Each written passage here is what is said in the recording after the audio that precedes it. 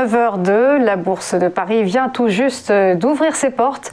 On va s'intéresser ce matin au CAC avec Rodolphe Vial, fondateur d'ABC Bourse. Rodolphe, bonjour.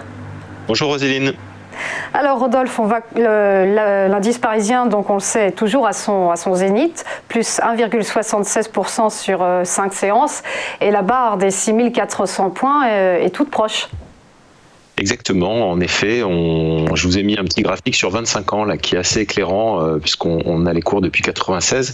On voit la bulle spéculative de l'an 2000 et on arrive sur ces niveaux. Voilà, on est au plus haut depuis l'an 2000 actuellement, donc bulle ou pas bulle, chacun jugera compte tenu de la situation qu'on vient de traverser ces derniers mois. Voilà, ça peut quand même commencer à poser question. Alors, on va se remettre sur une période plus appropriée sur un an, mais ce que je veux dire, voilà, ça continue de monter fort, on monte toujours au-dessus de cette droite de tendance, donc là on était en novembre 2020, et on continue, et les consolidations n'arrivent pas à prendre corps, et on l'a vu vendredi, c'était assez éclairant, parce que on a eu des chiffres de l'emploi, bon, que vous avez déjà commenté, mais qui étaient catastrophiques, avec 4 fois moins d'emplois créés que prévu, avec un taux de chômage qui est remonté à 6,1%, et cette mauvaise nouvelle est devenue une bonne nouvelle. Alors en ce moment, les bonnes nouvelles sont des bonnes nouvelles, et les mauvaises nouvelles sont également des bonnes nouvelles, donc c'est une situation étonnante. Tout le monde est suspendu à la réserve fédérale américaine.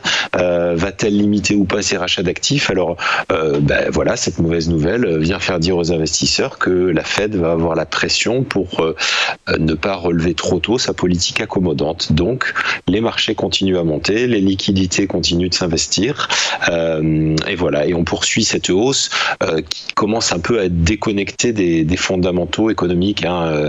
Effectivement, le CAC 40, vous l'avez rappelé, après une semaine extraordinaire, mais gagne 15% depuis le début de l'année.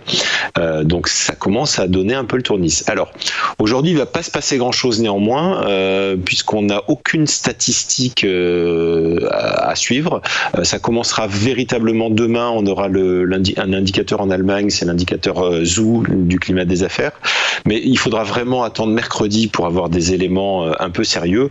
Et notamment, ce seront les chiffres d'inflation aux États-Unis. Alors ça va être très très sensible, parce que justement c'est l'indicateur que tout le monde redoute, c'est de se dire voilà, ces injections de liquidités massives de la Fed, ces plans d'aide tout aussi massifs à coût de milliers de milliards de dollars, est-ce que ça va pas entraîner de l'inflation? Et qui dit inflation dit que la Fed aura la pression pour remonter les taux, pour essayer de juguler cette inflation. Donc la semaine devrait se jouer mercredi a priori, et en tout cas c'est ces chiffres qui feront la tendance des jours à venir.